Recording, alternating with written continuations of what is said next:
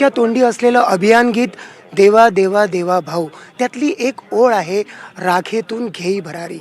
उपमुख्यमंत्री पद स्वीकारावं लागलं, ते सहर्ष स्वीकारलं आणि आज 2014पेक्षाही मोठा मॅन्डेट मिळालेला आहे. त्यांच्यासोबत सतत असणारे, सोबत संपर्कात असणारे त्यांचे वडील बंधू आशिष फडणवीस आज आपल्यासोबत आहेत. त्यांना विचारूया, काय पहिली प्रतिक्रिया आपली? अपेक्षित होतं असं वाटतं का? आणि ज्या पद्धतीनं 2014पेक्षाही मोठं मॅन्डेट मिळालं. बघा, असं आहे की मेहनत तर देवेंद्रजींनी प्रचंड केली. गेल्या 6 महिन्यामध्ये महाराष्ट्रातल्या कानाकोपऱ्यात जाऊन आणि त्यांनी जी स्ट्रॅटेजी तयार केली त्याचा आपल्याला रिझल्ट आज दिसतो आहे. किती होईल ह्याच्याबद्दल कोणीच सांगू शकत नाही, क्वांटिफाय करता येत नाही. पण एक जो पॉझिटिव्ह व्हाईब आम्हाला येत होता त्यातनं आम्हाला हे नक्कीच कळत होतं की आपण यशस्वी होणार. आता ते यश कुठपर्यंत जातं ह्याचं आकलन कोणीच करू शकत नाही.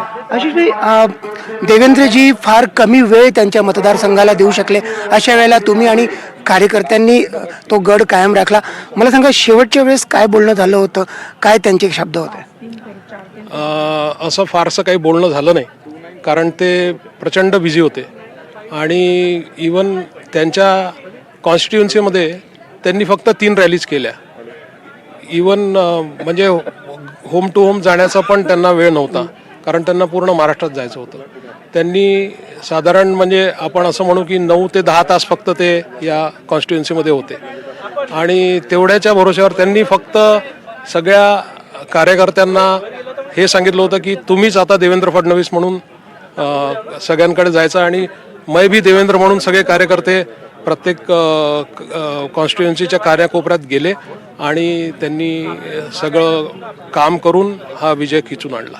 तर महाराष्ट्राच्या इतिहासातील कदाचित सर्वात अलीकडच्या काळातील सर्वात मोठा दिवस आजचा दिवस, ज्या पद्धतीनं निवडणुकीचे निकाल आलेले आहेत आणि देवेंद्र फडणवीसांचे कुटुंबीयसुद्धा आनंदात आहेत आणि सेलिब्रेट करत आहेत. व्हिडिओ जर्नलिस्ट विनय शुक्लासोबत संजय तिवारी, NDTV मराठी, नागपूर.